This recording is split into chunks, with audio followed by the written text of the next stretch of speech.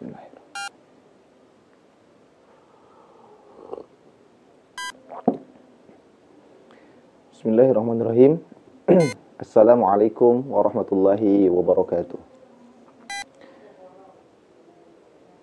Innal hamdalillah nahmaduhu wa nasta'inuhu wa nastaghfiruh wa na'udzu billahi min shururi anfusina wa min sayyiati a'malina. May yahdihillahu fala mudilla lahu wa may yudlilhu fala hadiya lahu.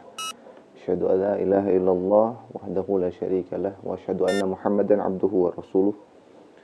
Allahumma salli ala sayyidina Muhammad wa ala ali sayyidina Muhammad. Sahabat yang dirahmati Allah Subhanahu wa taala, pertama-tama marilah kita panjatkan puja dan syukur kita kehadirat Ilahi Rabbi Zat yang Maha Suci, Allah Rabbul Izzati, yang senantiasa telah melimpah ruahkan kepada kita semuanya kenikmatan yang luar biasa sehingga sampai detik ini kita masih bisa istiqomah di dalam kajian subuh hari ini.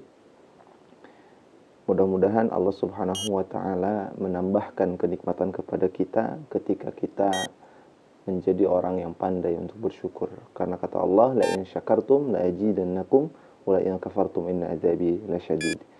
Salawat beserta salam selalu kita curah limpahkan kepada junjungan kita, yakni baginda Nabi wa nabiyana wa maulana Muhammad sallallahu alaihi wasallam, pada keluarganya, kepada para sahabat, para sahabiyah, para tabi'in, dan kita selaku umatnya. Mudah-mudahan kita berdoa kepada Allah dijadikan orang yang istiqomah di dalam naungan sunnah-sunnahnya sehingga kelak di yaumil qiyamah kita mendapatkan syafaatul uzma dari baginda Nabi Muhammad sallallahu alaihi wasallam. Allahumma salli ala sayyidina Muhammad wa ala ali sayyidina Muhammad. Karena innallaha wa malaikatahu yusalluna 'alan nabi. Ya ayyuhalladzina amanu sallu 'alaihi wa sallimu taslima. Allah bersolawat, para malaikat bersolawat, maka kita pun kita perbanyak salawat agar senantiasa kita mendapatkan syafaat dari baginda Nabi Muhammad SAW. Sahabat yang dirahmati Allah Subhanahu wa taala, seperti biasa mungkin di antara kita ada yang sakit, ada yang sedang punya hajat, ada yang sedang baru saja membuka bisnis dan lain sebagainya, agar bisnisnya berkah, agar senantiasa penyakitnya disembuhkan oleh Allah Subhanahu wa taala, dan kita yang saat ini istiqomah, sehat dan lain sebagainya, mudah-mudahan ditambah-tambah istiqomahnya, kesehatannya dan lain sebagainya. Wabil khusus kita doakan para donatur Madinah yang alhamdulillah masih istiqomah untuk berdonasi membangun pesantren Yayasan Madinah dan juga membangun masjid pesantren hari ini, programnya. Kami ucapkan terima kasih dan mari kita sama-sama doakan. Ala hadihin niyah wa ala kulli niyatin salihah. Al-Fatihah. A'udzu billahi minasyaitonir rajim. Bismillahirrahmanirrahim. Alhamdulillahi rabbil alamin. Arrahmanir rahim. Maliki yaumiddin. Iyyaka na'budu wa iyyaka nasta'in. Ihdinas siratal mustaqim. صراط الذين أنعمت عليهم غير المغضوب عليهم ولا الضالين.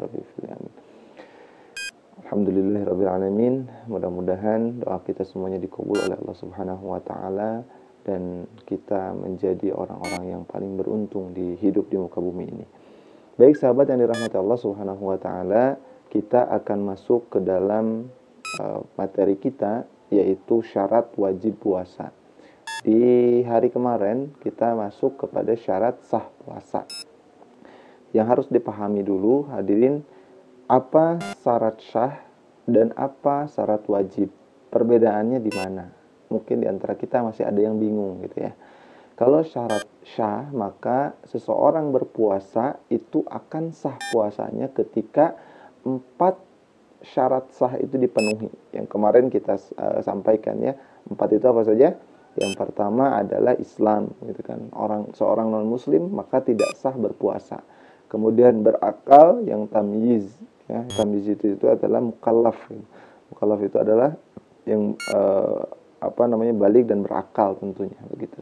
Lalu kemudian yang ketiga adalah suci dari haid, nifas dan melahirkan. Ini bagi seorang perempuan tentunya, dan laki-laki tidak ada haid, nifas dan melahirkan, begitu ya.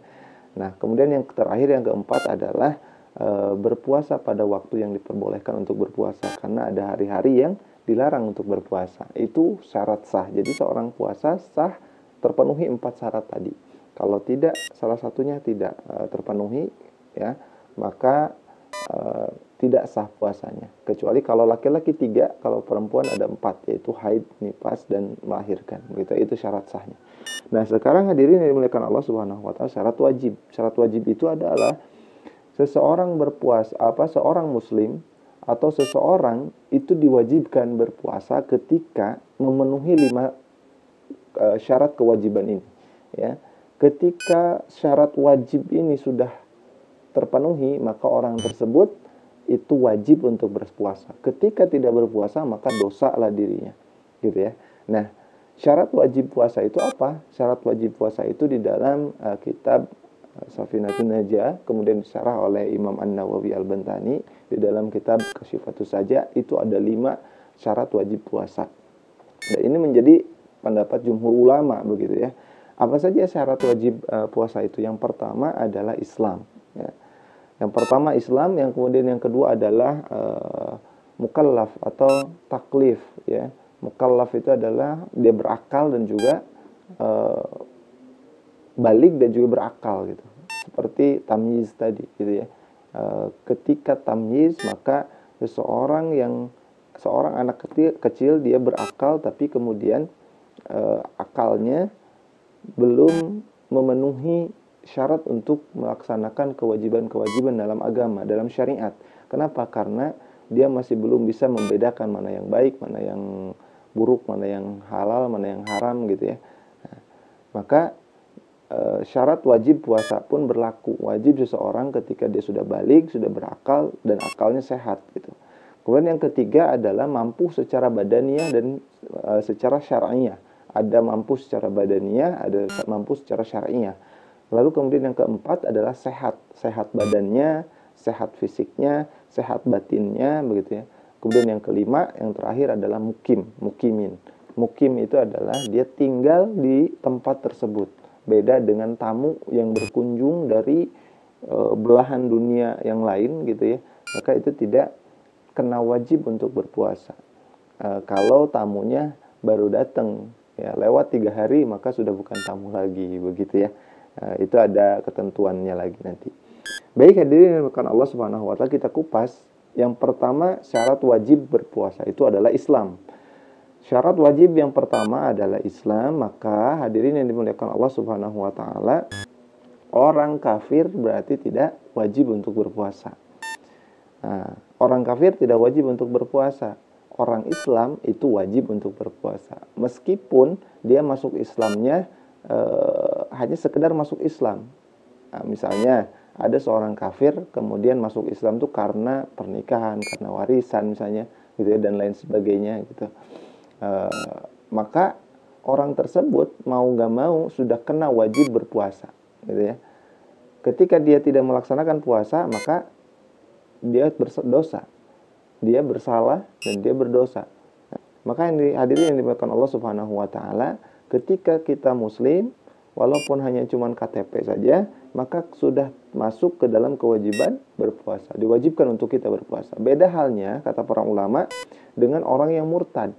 Nah, orang yang murtad itu, mereka tetap terbebani berpuasa. Diwajibkan untuk berpuasa kepada mereka, sehingga ketika dia bertobat, ketika dia masuk lagi ke dalam Islam, maka waktu selama dia murtadnya, itu kata para ulama diharuskan untuk diqadha, gitu ya. Ini untuk orang yang murtad. Seandainya seorang muslim keluar dari Islam selama 5 hari misalnya, gitu kan, masuk lagi ke Islam, ya, kemudian orang tersebut 5 hari itu harus mengqadha puasanya. Ketika keluar Islamnya 5 hari itu di Ramadan, begitu kan. Nah, hadirin yang dimuliakan Allah Subhanahu wa taala, itu yang pertama. Jadi syarat wajib yang pertama adalah muslim atau seorang Islam. Kemudian yang kedua ini taklif atau berakal sehat, gitu kan. Maksudnya adalah taklif di sini balik, berakal, sehingga puasa tidak diwajibkan kepada anak-anak kecil, kemudian tidak diwajibkan kepada orang gila, tidak diwajibkan juga kepada orang yang berpenyakit ayan atau tidak diwajibkan pula puasa kepada orang-orang yang mabuk, gitu kan. Nah, ini diwajibkan seseorang untuk mengqadha puasa satu ketika dia mabuk, akan tetapi mabuknya itu full seharian. Kalau mabuknya cuma 1 jam dan tidak membatalkan puasa, gitu kan, tidak lulus, maksudnya tidak terjadi pembatalan puasa, makan, minum, atau misalnya muntah dan lain sebagainya, maka ketika sembuh dari mabuknya, maka tidak batal puasanya dan tidak perlu diqadha puasanya. Tapi ketika seharian full mabuknya, maka harus mengqadha puasanya. Nah, kemudian yang kedua, orang ayan. Orang ayan maka ia wajib mengqadha puasa secara mutlak, baik ayannya karena kecerobohan ataupun tidak. Akan tetapi ia wajib segera mengqadha jika ayannya disebabkan kecerobohan, dan ia tidak wajib segera mengqadhanya jika memang ayannya bukan diakibatkan dari kecerobohan. Kemudian yang ketiga, syarat wajib puasa ini adalah mampu secara badaniyah dan mampu secara syar'iyah.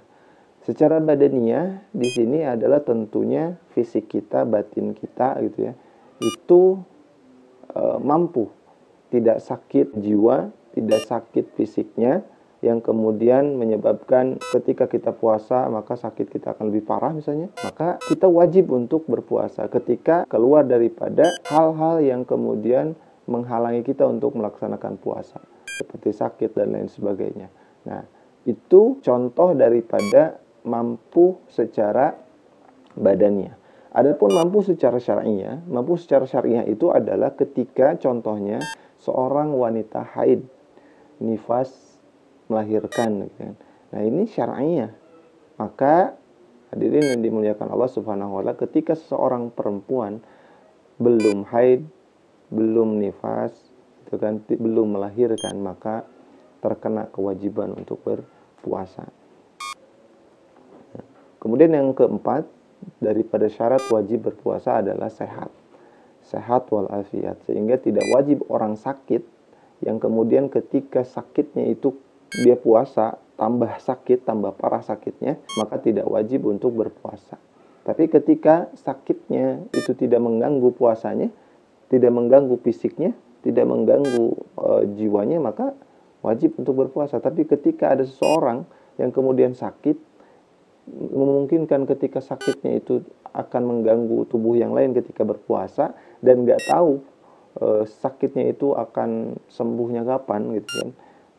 Mungkin selama bulan Ramadan nggak sembuh-sembuh, gitu kan.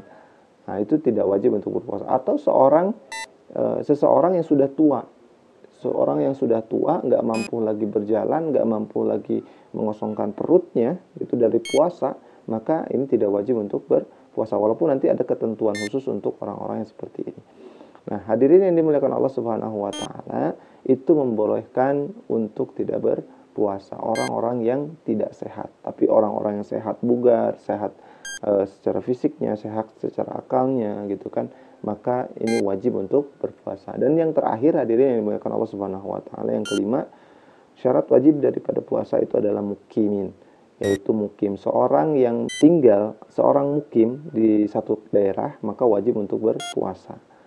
Nah, diperbolehkan bagi seseorang untuk tidak berpuasa ketika dia bepergian jauh, ketika dia bepergian lebih daripada jarak yang dibolehkan untuk mengqashar sholat. Ketika menempuh jarak seperti itu, maka dia boleh untuk berbuka. Akan tetapi ini ada ketentuan, hadirin yang dimuliakan Allah Subhanahu wa taala. Apabila musafir merasakan kepayahan sebab fisiknya nggak kuat dengan bepergian itu, misalnya kita bepergian dari kota Sukabumi, dari Jawa Barat ke Aceh. Selama di jalan itu kita pusing, kita lemes, gitu kan. Kalau nggak minum, nggak makan, tambah pusing, nanti mabuk di dalam kendaraan, gitu. Maka ini berbuka itu lebih utama. Akan tetapi sebaliknya, hadirin, ini ada ketentuan lagi. Ketika kita bepergian jauh dari Jawa Barat ke Aceh misalnya, gitu ya, tapi kita sehat bukar, ya, tidak ada sedikit pun lemas, tidak ada sedikit pun merasa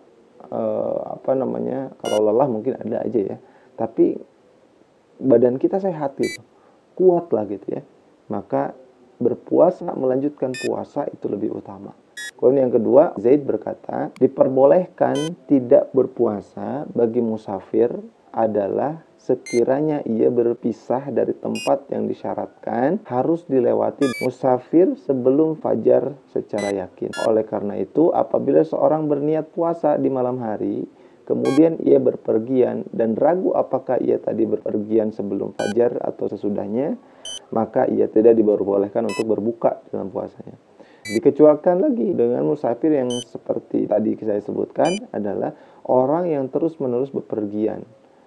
Orang yang terus-menerus bepergian itu adalah seorang supir bus misalnya. Memang kerjanya seperti itu, maka tidak diperbolehkan untuk berbuka dalam puasanya. Hal ini tentunya hadirin yang bukan Allah Subhanahu wa taala, bagi seorang musafir itu harus memiliki niat tarokhus atau